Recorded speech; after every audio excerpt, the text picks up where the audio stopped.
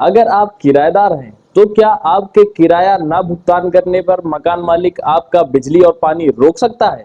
क्या मकान मालिक की शिकायत पर पुलिस आपको मकान से बाहर निकाल सकती है? और क्या अगर एक किराएदार 12 साल उसी मकान पे किराए पर रहता है तो वो मकान का मालिक बन जाता है? वहीं अगर आप मकान मालिक हैं तो क्या हैं आपके अधिकार? कैसे आप अपने किराएदार को घर से बाहर निकाल सकते हैं या बेदखल कर सकते हैं? और मजबूत रेंट एग्रीमेंट में क्या क्या होना चाहिए, ये सब जानने के लिए देखते रहिए मेरा यह वीडियो। नमस्कार दोस्तों, स्वागत है मेरे चैनल टीएलसी पे। अगर आपने अभी इस चैनल को सब्सक्राइब नहीं किया है तो सब्सक्राइब जरूर कर ले। तो मेरा पहला सवाल यह था कि क्या किराएदार ने अगर अपना किराया नहीं चुकता किया है तो मकान मालिक उसके बिजली व पानी का कनेक्शन काट सकता है? इसका जवाब है जी नहीं। मकान मालिक किराएदार के बिजली व पानी का कनेक्शन नहीं काट सकता है। अदालत का यह कहना है कि बिजली और पानी का कनेक्शन एक आदमी के मौलिक अधिकार का हक होता है। अगर वह कनेक्शन आप काटते हो तो उसके मौलिक अधिकार का हनन कर रहे हो, जो कि न्याय संगत नहीं है। अदालत का यह भी कहना है कि अगर मकान मालिक अपने किराएदार का बिजली का कनेक्शन काटता है, पानी का कनेक्शन काटता है, तो उसे अनापत्ति या फिर एनओसी भी देनी पड़ सकती है कि किराएदार अपने लिए एक नया कनेक्शन लगवा ले। यहाँ से एक और बात निकल के आ सकती है कि पुराने जो बिजली के कनेक्शन के नियम थे तो उसमें किराएदारों के कनेक्शन लेने का कोई प्रावधान नहीं था, लेकिन नए बिजली कनेक्शन के नियम आए हैं, उनमें किराएदार भी अब कनेक्शन ले सकते हैं। मेरा दूसरा सवाल यह था कि क्या मकान मालिक पुलिस की मदद से अपने किराएदार को मकान से बाहर निकलवा सकता है? इसका भी जवाब है जी नहीं।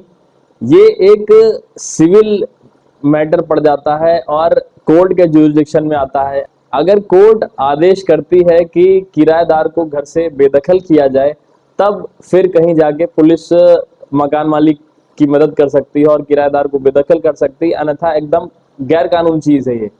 पुलिस केवल और केवल अदालत के फैसलों का पालन करते हुए ही बेदखल कर सकती है। मॉडल टेनेंसी एक्ट 2021 के तहत मकान मालिक को नोटिस देना पड़ता है किराएदार को कि हम आपको बेदखल करने वाले हैं या फिर आप मेरा मकान खाली करें। अगर ऐसा नहीं करते हैं तब भी कोई ग्राउंड बेदखली का बनता नहीं है, एक चीज। और दूसरी चीज कि वैलिड आधार होने चाहिए, वैलिड ग्राउंड्स होने चाहिए जिन परिस्थितियों में किराएदार को निकाला जा रहा हो। मॉडल टेनेंसी एक्ट की धारा 8 यह कहती है कि अगर आपने रेंट एग्रीमेंट में किराया बढ़ाए जाने वाली बात नहीं करी है तो आपको कम से कम 3 महीना पहले किराया बढ़ाए जाने के लिए भी नोटिस देना पड़ेगा। और मेरा तीसरा सवाल यह था कि अगर किराएदार एक ही मकान में 12 साल रह जाता है तो क्या उस मकान का वह मालिक बन जाता है? तो इसका भी जवाब नहीं है, लेकिन एडवर्स पोजीशन प्रतिकूल कब्जा के कानून के तहत अगर कोई किराएदार 12 साल तक एक ही मकान में रह रहा है तो वह मालिकाना हक का दावा कर सकता है। यह दावा करना भी इतना आसान नहीं होता है, इसके लिए भी ग्राउंड्स चाहिए, इसके लिए भी वैलिड ग्राउंड्स चाहिए कि 12 साल तक लगातार बिना कोई आपत्ति के उसने वह कब्जा धारण कर रखा हो और 12 साल तक मकान मालिक ने अपनी प्रॉपर्टी पर क्लेम न किया हो। यह एडवर्स पोजीशन प्रतिकूल कब्जे का जो नियम है सरकारी प्रॉपर्टीज पर लागू नहीं होता है और इससे बचने के लिए ही ज्यादातर लोग अपना रेंट एग्रीमेंट 11 महीने का करवाते हैं, ताकि कोई भी 12 साल के कब्जे की बात या फिर ऐसा कुछ कह ही ना पाए। अब कुछ मकान मालिक के पक्ष में भी बातें कर लेते हैं। तो क्या है मकान मालिक के अधिकार? मकान मालिक के बेसिक अधिकार ये हैं कि वह किराया वसूल सकता है, किराए में वृद्धि कर सकता है, फिर बेदखली कर सकता है किसी किराएदार की, एविक्शन जिसको कहते हैं, सिक्योरिटी फीस जमा कर सकता है, लेट फीस ले सकता है, अपने प्रॉपर्टी पे हुए डैमेजेस क्लेम करने का अधिकार भी है। सिक्योरिटी मनी ज्यादातर लोग जमा करा लेते हैं। कई बार मरम्मत और कंस्ट्रक्शन या फिर रिपेयरिंग के लिए भी किराएदार को वो घर से बाहर निकलवा सकता है, कह सकता है कुछ दिन आप दूसरे मकान पे रह लो। दूसरा आता है कि कैसे मकान मालिक अपने किराएदार को बेदखल कर सकता है।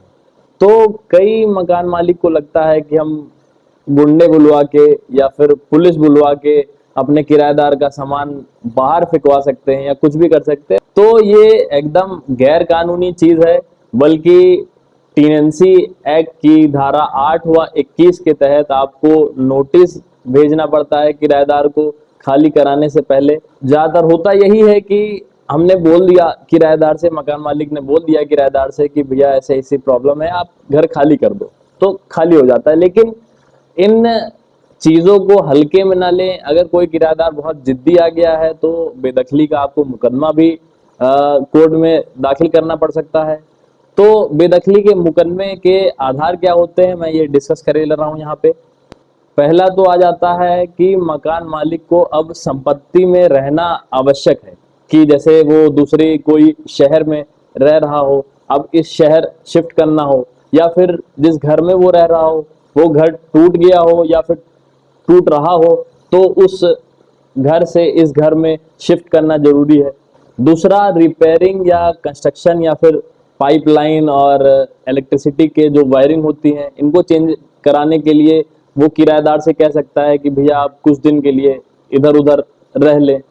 फिर ये भी ग्राउंड आता है कि जो किराएदार वहां पे रह रहा है तो वो पड़ोसियों को दिक्कत कर रहा है, या फिर जो अगल बगल किराएदार रह रहे हैं वहां पे उनको न्यूसेंस पहुंचा रहा है, किराए का बकाया लगातार जा रहा है, किराए का भुगतान वह नहीं कर रहा है, किराएदार द्वारा संपत्ति को नुकसान लगातार पहुंचाया जा रहा है जिसकी कंप्लेन मकान मालिक तक पहुंच रही है। फिर हम डिस्कस कर लेते हैं कि एक मजबूत रेंट एग्रीमेंट में क्या होना चाहिए और कहाँ बनता है ये। तो एक रेंट एग्रीमेंट में पहले तो दोनों पार्टी का नाम होना चाहिए, जो कि लैंडलॉर्ड एक पार्टी होती है और टेनेंट दूसरी पार्टी होती है, मतलब मकान मालिक और किराएदार। मकान मालिक और किराएदार का संपूर्ण जानकारी उसमें होनी चाहिए, कहाँ रहते हैं वो, उनका आधार कार्ड क्या है, उनका मोबाइल नंबर तक उसमें फीड होना चाहिए। फिर प्रॉपर्टी की जानकारी होनी चाहिए कि कहाँ पे स्थित है प्रॉपर्टी, दुकान है कि मकान है, और कितने कमरे दुकान या मकान में से दिए जा रहे हैं। फिर मंथली रेंट कितना होना है और किस तारीख को वो रेंट वसूला जाना है। सिक्योरिटी डिपॉजिट पेमेंट और रिपेयरिंग और रिकंस्ट्रक्शन के लिए अगर मकान मालिक को किराएदार से बोलना है तो उसकी भी शर्तें लिखवा दी जाती हैं रेंट एग्रीमेंट में। कुछ शर्तें ये भी लिखवाई जाती हैं कि प्रॉपर्टी का यूज कैसे करना है, कि मतलब आप जानवर, पालतू जानवर पाल सकते हैं नहीं पाल सकते हैं। फिर ये भी होता है कई कई बार कि क्या आप नॉनवेज खाते हैं कि नहीं खाते हैं, अगर खाते हैं तो फिर मेरे यहाँ आप नहीं रह सकते हैं। तो ये सब शर्तें लिखवानी पड़ती हैं। अन्य कोई भी शर्तें अगर हो आपकी तो वो भी लिखवा सकते हैं। बाकी रेंट एग्रीमेंट का रजिस्टर्ड होना जरूरी है, उसका पंजीयन आप करवाइए, 2 गवाहों के हस्ताक्षर वहां पे करवाइए।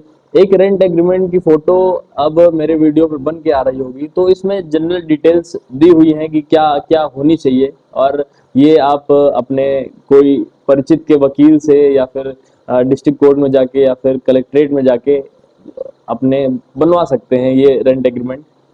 तो ये थी दोस्तों आज की वीडियो, किराएदार वर्सेस मकान मालिक, जिसमें हमने कुछ बातें किराएदार के पक्ष में करी, कुछ बातें मकान मालिक के पक्ष में करी, और ऐसे ही मैं वीडियोस बनाता रहूं। इसके लिए लाइक, कमेंट, सब्सक्राइब कीजिए चैनल और सपोर्ट करते रहिए।